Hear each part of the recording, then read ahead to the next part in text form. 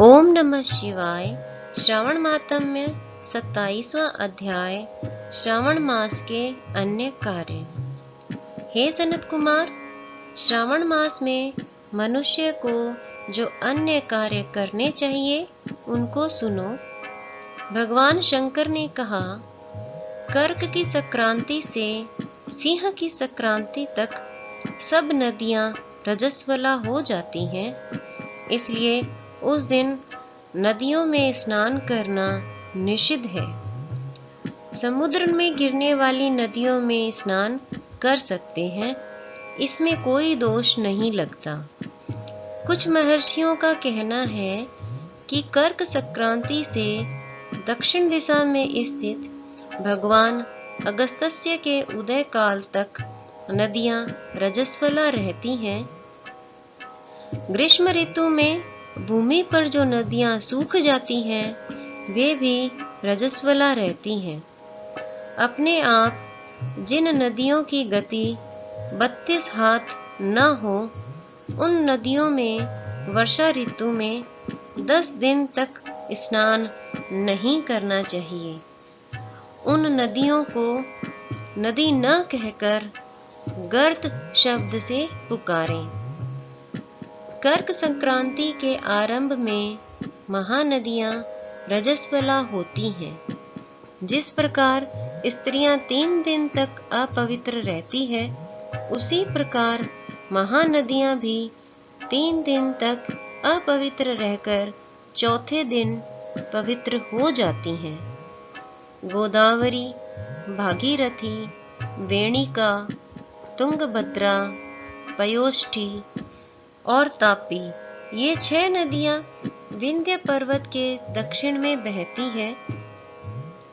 सरस्वती, यमुना, नर्मदा, गंगा, विशोका तथा वितस्ता, ये 6 नदियां विंध्य पर्वत के ऊपर बहती हैं।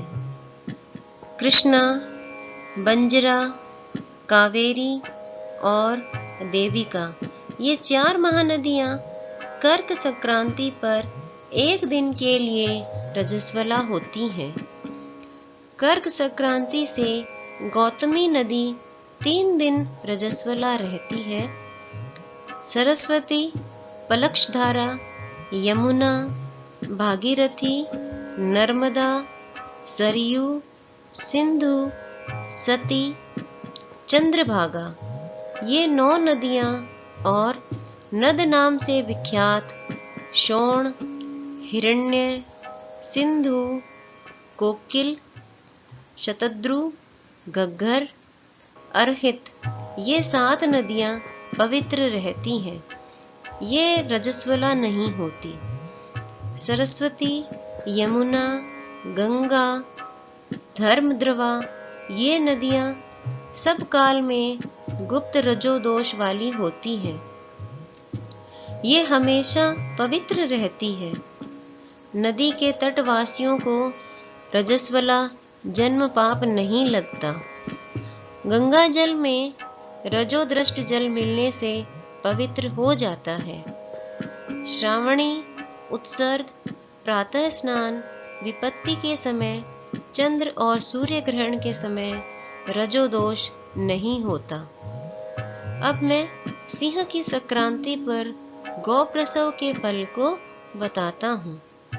सिंह का सूर्य हो जाने पर जिसकी गौ ब्याई हो, उसकी 1 मास में निश्चय ही मृत्यु हो जाती है।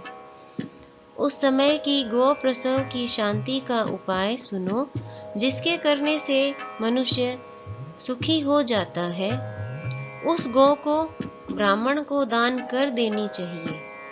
पीली सरसों तथा शुद्ध गऊ घृत द्वारा होम कराना चाहिए। श्री सूक्त या शांति सूक्त द्वारा स्नान करना चाहिए। घी और तिल की 1000 आहुतियां देनी चाहिए। सिंह राशि में सूर्य के आने पर गऊ ब्याई हो तो अनिष्ट की संभावना प्रबल होती है। इसकी शांति के लिए अस्यावाम से तथा त्वदिष्णु मंत्र से तिल घी द्वारा 108 होम करने चाहिए तथा मृत्युंजय विधान द्वारा 10,000 हवन करना चाहिए। ऐसा करने से मनुष्य को किसी प्रकार का भय नहीं सताता। यदि श्रावण मास में घोड़ी ब्याई हो तो शांति यज्ञ करने से दोष मिट जाता है। अब तुम श्रावण मास में कर्क या सिंह की संक्रांति से शुभ प्रददान के संबंध में सुनो। कर्क के सूर्य में घृत धेनु का, सिंह की संक्रांति में सोने के छाते का दान करना चाहिए। श्रावण मास में वस्त्र दान का बड़ा भारी फल होता है। श्रावण मास में भगवान श्री हरि की प्रीति के लिए साधक को घृत कुंभ, घृत धेनु तथा फलों का दान करना चाहिए। अन्य महीनों की अपेक्षा इस महीने में किया गया दान अक्षय फल प्रदान करता है।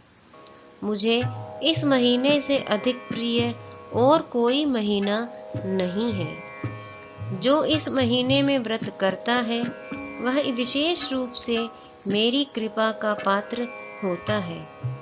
ब्राह्मणों का राजा चंद्रमा और प्रत्यक्ष देवता सूर्य है।